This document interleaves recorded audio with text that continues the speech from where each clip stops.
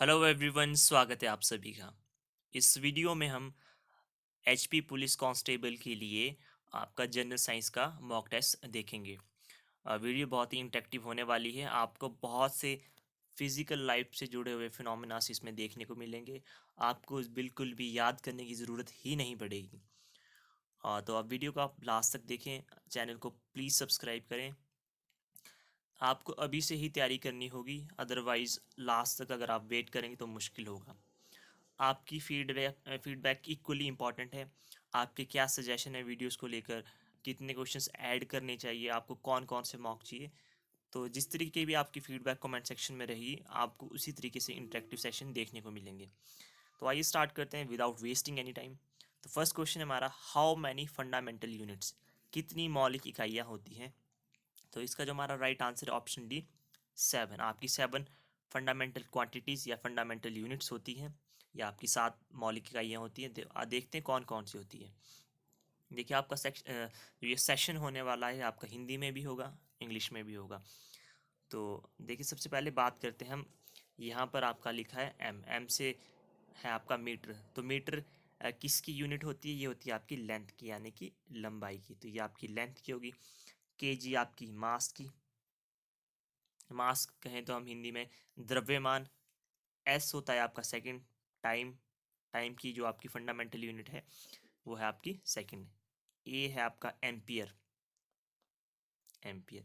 ये करंट की आपकी यूनिट होती है, एम्पियर कई बार पूछी जाती है।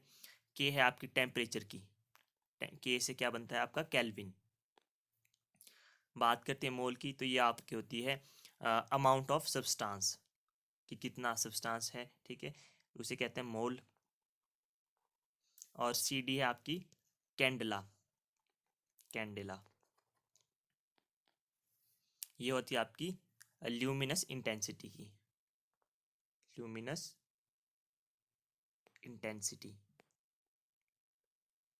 तो आपकी 7 फंडामेंटल यूनिट्स हुई, mass, length, time, electric current, thermodynamic temperature, amount of substance and luminous intensity. देखिए आप साथ साथ में नोट्स बनाएंगे तो आपके लिए बहुत ही इजी होगा, क्योंकि बार बार ये क्वेश्चंस पूछे जाते हैं।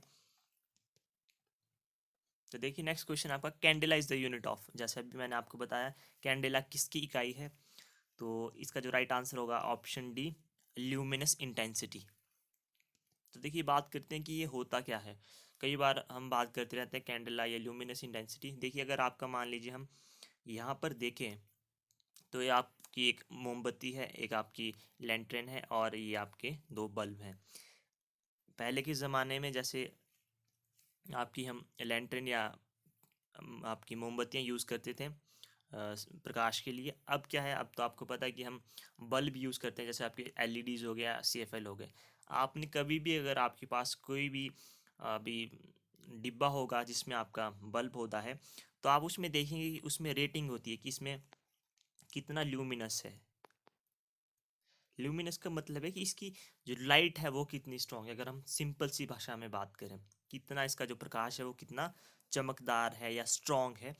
तो जिसके जितनी ल्यूमिनस होगा, ठीक है, जिसकी जित मान लीजिए अगर आपका 800 है या 1800 है, तो आपका जो उतना ही बल्ब होगा वो ब्राइट होगा। मान लीजिए अगर आप किसी ऑनलाइन साइट से परचेज करना चाहते हैं, तो हो सकता है आपको एक बल्ब हो, मान लीजिए कि आपके, अगर हम एलईडी बल्ब की बात कर रहे हैं, एक की मान लीजिए रेटिंग है ल्यूमिनस है 1800, और एक का है 1600, इरिस्पेक्टिव ऑफ रिव्यूज, ठीक है। तो होगा क्या, अगर मान लीजिए आपको मिल रहा है 400 में और ये मिल रहा है 600 में, तो ठीक है, आपको 400 वाला ज़्यादा बेटर है, क्योंकि उसकी देखिए उसकी जो आपका तीव्रता है या ल्यूमिनस इंटेंसिटी है वो ज़्यादा है, ठीक है। तो आपको प्राइस देख कर नहीं लेना है, आपको देखना है कि आपका ल्यूमिनस रेटिंग कितनी है। तो इस तरीके से ये जनरल सी बातें होती हैं, ठीक है। तो आपके जो लाइफ से रिलेट करके आपको ज़्यादा समझ आती है। तो होपफुली आप सभी सभी को समझ आया होगा। तो इसका जो राइट आंसर है ल्यूमिनस इंटेंसिटी, या फिर हम कह सकते हैं चमकदार तीव्रता।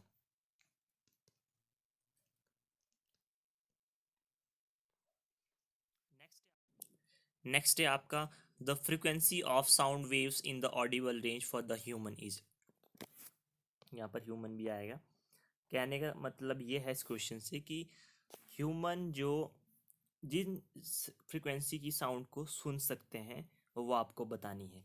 तो हम जिस रेंज को सुन सकते हैं, साउंड की रेंज को या फ्रिक्वेंसी को सुन सकते हैं, वो है आपकी 20 हर्ट्ज से 20,000 हर्ट्ज के बीच की जो भी आपकी फ्रिक्वेंसी होंगी, साउंड फ्रिक्वेंसी होगी, उसे हम आसानी से सुन सकते हैं। हर्ट्स आपकी एसआई यूनिट है फ्रिक्वेंसी की, आप ये भी याद रख सकते हैं। आइए थोड़ा सा देखते हैं। अगर आप बात करते हैं एलिफेंट की, तो इनका जो ये इंफ्रा साउंड सुन सकते हैं, मतलब बहुत ही कम जिसकी मतलब फ्रिक्वेंसी होगी, एलिफेंट सुन सकते हैं। हम देखिए 20 से 20,000 के बीच में ह्यूमन ऑडिटरी फील्ड यानी कि ह्यूमन जो सुन सकते हैं। फिर आते हैं आपके कुत्ते और ये बिल्लियाँ, तो ये आपके 20,000 से 40,000 के बीच में ये सुन सकते हैं। ये देखिए इनका देखिए बहुत लंबा, अगर आप देखें ये जो ह्यूमन रेंज से भी, ह्यूमन रेंज की साउंड को भी सुन सकते हैं, और जो उससे ज़्यादा एक्सीड करती है उसे भी सुन सकते हैं। बात करते हैं आपके जो डॉल्फिन्स हो गए, ये अल्ट्रासाउंड्स को भी सुन सकते हैं, आपके जो बैट्स होते हैं यानी कि चमगादड़। तो आपने कभी भी देखा होगा जब भी भूकंप आने लगता है तो जो हमारे कुत्ते हैं या बिल्लियाँ हैं वो रोने लगती हैं, ठीक है, या रोने लगते हैं। क्यों? क्योंकि उन्हें वो जो आपकी साउंड है, साउंड है वो पहले ही पता चल जाता है, वो फ्रिक्वेंसी को पहले ही भांप लेते हैं। आपने कभी भी जनरल भी देखा होगा कि कुत्ते होते हैं वो बहुत सी माइन्यूट सी साउंड होती है उसे भी इजीली सुन लेते हैं। और कई बार आपसे ये क्वेश्चन पूछा जाता है कि जो बैट होता है या चमगादड़ होता है वो अपना चारा या अपना प्रे को ढूंढने के लिए कौन सी साउंड यूज़ करता है, तो वो आपकी अल्ट्रासोनिक साउंड्स को यूज़ करता है। तो होपफुली आपको ये समझ आया होगा। तो इसका जो राइट आंसर था option D, sorry option A, 20 hertz से 20,000 हर्ट्ज के बीच में। नेक्स्ट क्वेश्चन है आपका, decibel is the unit of, आपको बताना है डेसिबल किसकी इकाई है। तो चार option, intensity of light, speed, और इंटेंसिटी ऑफ साउंड, और आपकी the frequency of radio waves यानी कि रेडियो तरंगों की आवृत्ति। यहाँ पर आपका ये ऑप्शन सी में होना चाहिए था, ध्वनि की तीव्रता। तो इसका जो हमारा राइट आंसर है option C, intensity of sound, यानी कि ध्वनि की जो तीव्रता है वो आपकी डेसिबल उसकी एसआई यूनिट है। तो आइए देखते हैं। यहाँ पर अगर आप किसी कान में विस्पर कर रहे हैं या मतलब धीरे से बात कर रहे हैं तो वो किस रेंज की साउंड होती है। देखिए इसमें लिखा है नो रिस्क, मतलब जो जितना भी आपका ग्रीन पोर्शन है नो रिस्क, मतलब वो कानों के लिए अच्छी है, कोई भी उसमें डिस्कम्फर्ट नहीं होगा। तो जैसे अगर आप किसी के कान में धीरे से बात करते हैं तो वो होती है आपकी 40 डेसिबल तक। अगर आप उसके ऊपर देखते हैं, मान लीजिए अगर आप 80 तक देखते हैं, अगर आप नॉर्मल वॉइस की बात करते हैं जैसे मैं आपसे बात कर रहा हूँ, तो वो होती है आपकी अप टू 80 डेसिबल, डीबी आपका डेसिबल है। अगर आप 80 से 90 के बीच में जाते हैं, जैसे प्लेग्राउंड में जैसे बहुत शोर होता है, स्पेशली मान लीजिए अगर बहुत ज़ोर से चिल्ला रहे हैं, तो आपका वो हार्मफुल थ्रेशोल्ड में आता है, मतलब 80 से जो आपका 90 डेसिबल के बीच की जो साउंड है वो आपके लिए प्रॉब्लम क्रिएट कर सकती है।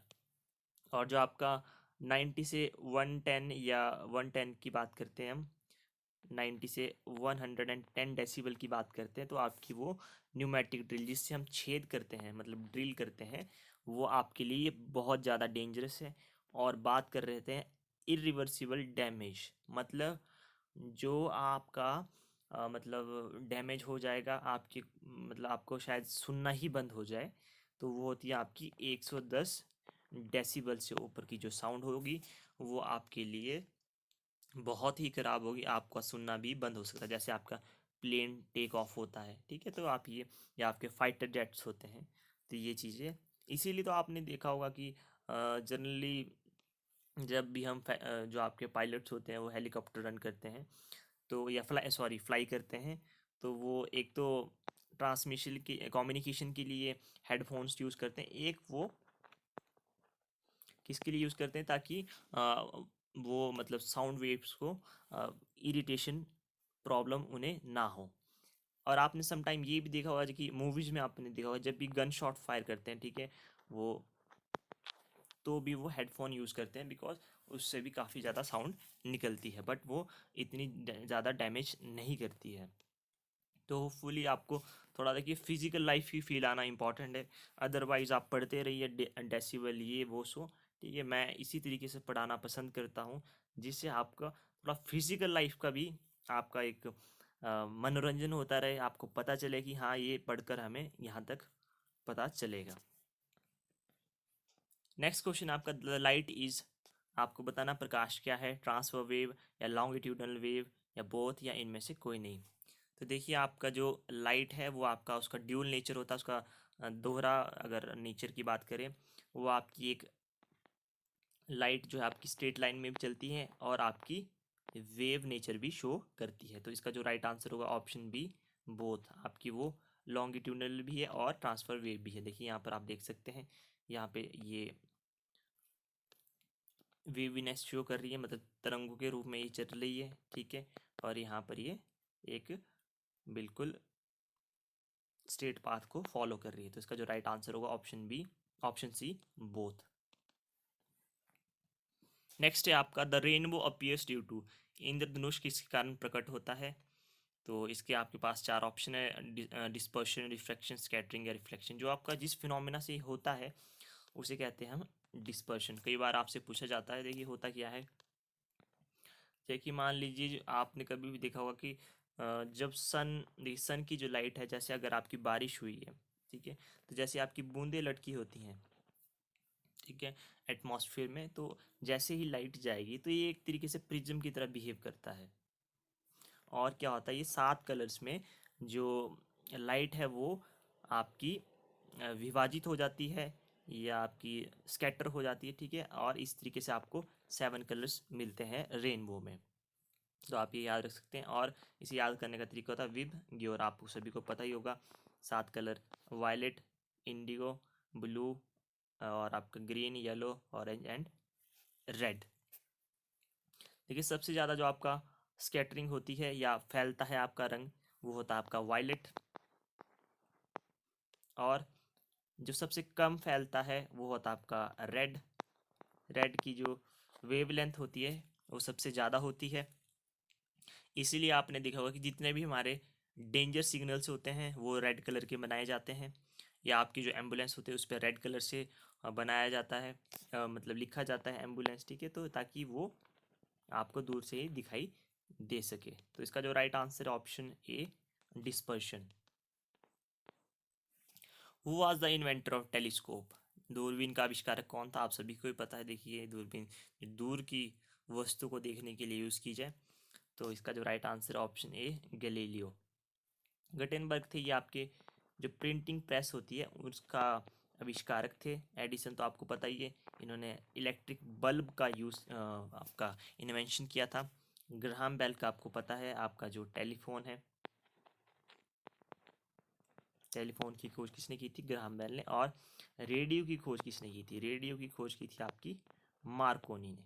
तो आप ये भी याद रख सकते हैं। हु डिस्कवर्ड डायनामाइट, डायनामाइट की खोज किसने की थी, तो इसका जो हमारा राइट आंसर होगा ऑप्शन सी, एल्फ्रेड नोबल ने। आपको पता है डायनामाइट क्या होता है, ये आपके विस्फोटक होते हैं।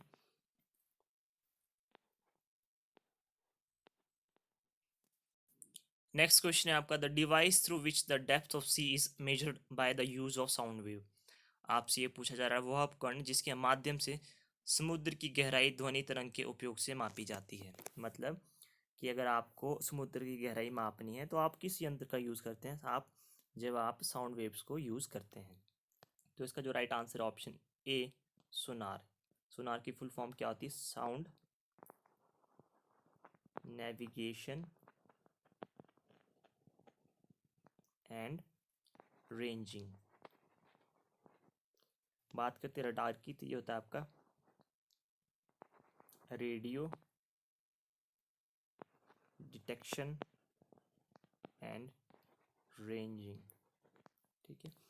तो सोनार जो देखिए इसमें क्या होता है, आपका जैसे मान लीजिए ये आपकी समुद्र की सतह है, ठीक है।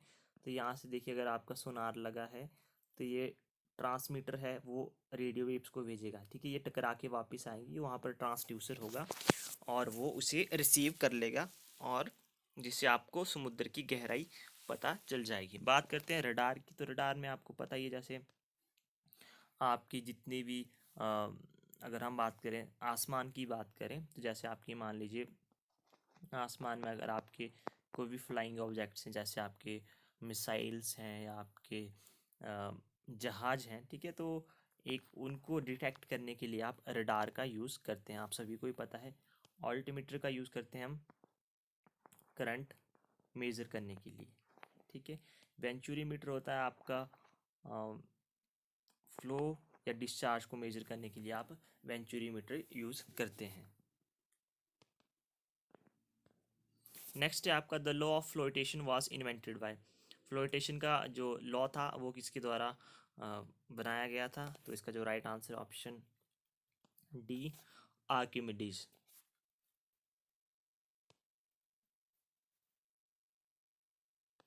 और जो न्यूटन ने जो लॉ दिए थे वो दिए थे आपके लॉ ऑफ मोशन, गति के जो नियम है वो क्रेडिट है आपका न्यूटन को। पास्कल का जो एक फेमस लॉ है कि अगर आपका फ्लूइड या कोई भी द्रव अगर वो स्थिर गति में है, तो जो इस पॉइंट पे प्रेशर होगा, इस पॉइंट पे प्रेशर होगा, मतलब कि सारे जो पॉइंट्स हो गए वहाँ पर इक्वल प्रेशर होगा, तो वो पास्कल का लॉ है। तो ये भी आप याद रख सकते हैं। नेक्स्ट है आपका blue vitriol is. Blue vitriol क्या है? देखिए ये व्यंग्य, ये ऑटोमेटिक ही कन्वर्ट होता है, तो समटाइम हिंदी में इसका मीनिंग कुछ और हो सकता है, तो ब्लू विट्रॉल आप याद रख सकते हैं। तो इसका जो राइट आंसर है option A, copper sulphate. I think इसे हम नीला थोथा भी कहते हैं। देखिए आपका ये इंसेक्टिसाइड या पेस्टिसाइड मतलब कृषि में आप यूज़ करते थे, जैसे मतलब कीड़ों को मारने के लिए, तो आप इस तरीके से याद रख सकते हैं। आपका नीला थोथा ऑप्शन है copper sulphate. Laughing gas is, आपको बताना है लाफिंग गैस को आप किस नाम से जानते हैं, तो आप सभी को पता हुआ ऑप्शन ए, नाइट्रस ऑक्साइड। जैसे ही आप लाफिंग गैस को सूंघते हैं आई एम सॉरी, तो आपकी हंसी ही नहीं रुकती है। आपको मुझे बताना है टीयर गैस का नाम। टीयर गैस का नाम आपको मुझे कमेंट सेक्शन में बताना है। Electrolyte used in car batteries, आपको बताना है कार की बैटरी में हम कौन सा इलेक्ट्रोलाइट या कौन सा एसिड यूज़ करते हैं। तो इसका जो राइट आंसर है हमारा ऑप्शन बी, सल्फ्यूरिक एसिड हम यूज़ करते हैं। नेक्स्ट क्वेश्चन आपका, which of the following is known as liquid gold. Liquid gold के रूप में किसे जाना जाता है? तो इसे जाना जाता है ऑप्शन सी, एक्वा रीजिया। तो देखिए अगर हम बात करते हैं, अब तो शायद ऐसा ना होता हो, पहले के टाइम में ऐसा होता था जब इतनी टेक्नोलॉजी नहीं थी, इतना हम जागरूक नहीं थे, तो लोग जैसे आपके गांव में या शहरों में आते थे कि हम आपके जितने भी गोल्ड के आभूषण हैं उन्हें हम मतलब उन पे एक सोने की परत चढ़ाएंगे और आपके जितने भी पुराने आभूषण हैं वो दोबारा से उतने ही चमकदार और ओरिजिनल लगने लगेंगे। वो क्या कहते थे? वो आपके हाइड्रोक्लोरिक एसिड और जो नाइट्रिक एसिड होता था हमारा, नाइट्रिक एसिड या नाइट्रिक अम्ल, उसका एक सॉल्यूशन होता था उनके पास। वो क्या करते थे, उन आभूषणों को वो उसमें डालते थे। जो आपका ओरिजिनल सोना होता था वो उसको इकट्ठा कर लेते थे और एक फेक सी परत आपके आभूषणों पे चढ़ा देते थे, जो कुछ दिन बाद चली जाती थी। तो ये बहुत बड़ा स्कैम होता था। तो जो ये स्कैम होता था ये होता था आपकी किसी वजह से, एक्वा रीजिया की वजह से। इसे आप लिक्विड गोल्ड के रूप में भी जानते हैं। तो इन केस कभी भी आपके पास कोई ऐसा घर पे आए तो ऐसा ना करें, बिकॉज ये आपका एक स्कैम होता है। The gas which is known as marsh gas. Marsh gas कौन सी होती है? ये होती है आपकी option B, methane. The first made silk is, आपको बताना आर्टिफिशियल जो सिल्क है वो सबसे पहला कौन सा है? तो ऑप्शन है आपका रेयन, सबसे पहला आपका आर्टिफिशियल यानी कि कृत्रिम जिसे हम रेशा है वो आपका है rayon. Option A is the right answer. The most malleable element is, सबसे लचीला तत्व कौन सा है? तो यहाँ पे आई थिंक लचीला नहीं होना चाहिए, मुझे नहीं पता कि मैलेबल को हिंदी में क्या कहते हैं, बट इसका जो राइट आंसर है option B, gold. Malleable, malleable वो आपके वो एलिमेंट होते हैं जिसका अगर आप पीट पीट कर शीट्स के रूप में बना सकते हैं, मतलब जो आपके काफ़ी स्ट्रॉन्ग होते हैं। तो ऑप्शन बी आपका गोल्ड, इसी से आपकी ज्वेलरी बनती है, आपको पता ही है। तो डायमंड तो आपका सबसे हार्ड, अगर हम बात करें सबसे हार्ड पदार्थ है, ठीक है। तो ये आपसे कई बार पूछा जाता है। ग्रेफाइट ऐसा है जो आपका एक नॉन कंडक्टर, आपका जो नॉन मेटल है, धातु है जो आपकी विद्युत की सुचालक, यानी कि जो अपने से इलेक्ट्रिसिटी को कंडक्ट करने देती है। तो ऑप्शन ये आपको याद रख सकते हैं, पर जो इसका right answer option B, gold. Next है आपका cinnabar is the ore of. Cinnabar किसका अयस्क है, कई बार पूछा जाता है। तो इसका जो राइट आंसर है ऑप्शन बी, मर्क्यूरी का आपका एक ओर होता है सिनेबार। तो आयरन का भी पूछा जाता है कई बार। तो आयरन के आपको पता ही है, जैसे आपके हेमेटाइट या मैग्नेटाइट, ठीक है। तो ये आपके याद रख सकते हैं। बात करते हैं ऑप्शन सी की, सोडियम। सोडियम और पोटेशियम ऐसी धातु है जिसे आप कैरोसिन तेल में डुबाकर रखते हैं। ये भी कई बार पूछा गया क्वेश्चन आपसे। ड्राई आइस इज, कई बार ये क्वेश्चन पूछा जाता है। तो इसका जो राइट आंसर है, देखिए यहाँ पर इसका सही आंसर है option B, solid carbon dioxide. आपने देखा होगा जैसे आपकी लाइव कॉन्सर्ट्स होते हैं या लाइव शोज होते हैं, तो उसमें ऐसे धुआं सा या स्मोक सा निकल रहा होता है, वही आपकी सॉलिड कार्बन डाइऑक्साइड यानी कि ड्राई आइस होती है। तो आज आपको इसकी प्रैक्टिकल एप्लीकेशन भी पता चल गई होगी कि क्यों इतनी बार ये पूछा जाता है। या आपके जैसे थिएटर्स होते हैं, तो उनमें भी ये स्मोक इफेक्ट देने के लिए आप सॉलिड कार्बन डाइऑक्साइड का यूज़ करते हैं। Which of the following are most elastic, सबसे ज़्यादा आपका इलास्टिक कौन सा है या लचीला। तो देखिए आपके पास चार ऑप्शन है, rubber, steel, plastic and nylon. तो सबसे जो आपका इलास्टिक है वो कौन सा, ऑप्शन बी, स्टील। आपको आप ऐसे कंफ्यूज ना हो कि जिसे आप खींच सकते हैं और फिर वो कितना लंबा खींच सकता है, नहीं। इसमें एक आपका एक होता है यंग्स मॉडुलस ऑफ इलास्टिसिटी, तो वो आपके काम का नहीं है। तो आप इतना याद रख सकते हैं कि सबसे ज़्यादा इलास्टिक मटेरियल कौन सा है आपका, इनमें से option B, steel. Who invented cell, cell का आविष्कार या कोशिका का आविष्कार किसने किया था। तो ये बायोलॉजी वाली कोशिका है, तो इसका जो किसने किया था, ऑप्शन सी, रॉबर्ट हुक ने। आपको मुझे कमेंट करके बताना है कोशिका की खोज उन्होंने कौन से ईयर में की थी। एरिस्टोटल, इन्हें फादर ऑफ बायोलॉजी के नाम से भी जाना जाता है। और आइंस्टीन और मंडल का तो आपको पता ही है। नेक्स्ट है आपका which is a fungal disease, आपको बताना है फंगल डिजीज कौन सा है। तो इसका जो राइट आंसर, रिंग वॉर्म, जैसे आपकी दाद हो जाती है तो वो आपकी फंगल डिजीज होती है। बात करते हैं आपकी कालाजार और डायसेंट्री, ये आपके प्रोटोजोआ से होने वाले डिजीज़ है। ये डिजीज़ से हमेशा क्वेश्चन पूछा जाता है। जो आपकी डेंगी फीवर होता है, डेंगू बुखार, वो आपका किस में आता है, वो आता है आपका वायरल में। तो आपसे ये भी पूछा जाता है। Largest gland of human body, मानव शरीर की सबसे बड़ी ग्रंथि कौन सी है, तो आपको दिख ही रहा है। तो इसका सॉरी, जो इसका right answer option C, liver. देखिए पैंक्रियाज से आपका जो अग्नाशय से एक बहुत ही इंपॉर्टेंट हार्मोन निकलता है, वो आपका क्या है, इंसुलिन। आपको मुझे बताना लीवर से कौन सा हार्मोन सिक्रीट होता है, बार बार ये क्वेश्चन पूछा जाता है। Chemical name of vitamin D is, आपको बताना है विटामिन डी का रासायनिक नाम क्या है। तो इसका जो हमारा राइट आंसर है ऑप्शन ए, कैल्सीफेरॉल। अब बात करते हैं ऑप्शन बी की, एस्कॉर्बिक एसिड, एग्जाम में पूछा गया था।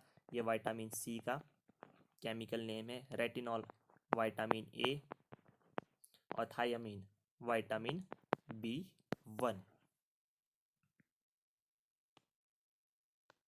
देखिए जो आपकी विटामिन सी होती है, विटामिन सी आपके दांतों के लिए बहुत ज़्यादा इंपॉर्टेंट होती है। जैसे विटामिन, आपको पता है विटामिन सी है आपके खट्टे पदार्थों में पाई जाती है, जैसे कि आपके संतरा हो गया या आपके फिर नींबू हो गए। तो जो आपका डिजीज़ होता है जो आपके दांतों में लगता है, एक पायरिया, ठीक है, जो आपके दांत खराब होते हैं तो आपके पायरिया हो जाता है, आपके जो गम्स है वो स्वेल कर जाते हैं, उनसे ब्लीडिंग होने लगती है, तो आपका पायरिया होता है। तो उससे अगर आपको अपने दांतों को स्वस्थ रखना है तो आपको विटामिन सी का सेवन ज़रूर करना चाहिए। नेक्स्ट क्वेश्चन है आपका, in which of the following organs of human body bone tibia is to be found. आपको बताना है टिबिया नामक हड्डी मानव शरीर के किस अंग में पाई जाती है। तो इसका जो हमारा राइट आंसर है ऑप्शन बी, लेग, यानी कि टांग में। सबसे बड़ी हड्डी कौन सी होती है मानव शरीर में? होती है फीमर। आपको मुझे सबसे छोटी हड्डी का नाम बताना है कमेंट सेक्शन में जो ह्यूमन बॉडी में पाई जाती है, और हड्डियों के डॉक्टर को किस नाम से या क्या कहते हैं। तो होपफुली आपको वीडियो पसंद आई होगी। प्लीज़ लाइक करें, वीडियो को प्लीज़ शेयर करें, और चैनल को सब्सक्राइब नहीं किया है तो प्लीज़ सब्सक्राइब भी करें। मिलते हैं आपसे नेक्स्ट मॉक में, जैसी आपकी फीडबैक रहेगी। तो till then have a good time, take care.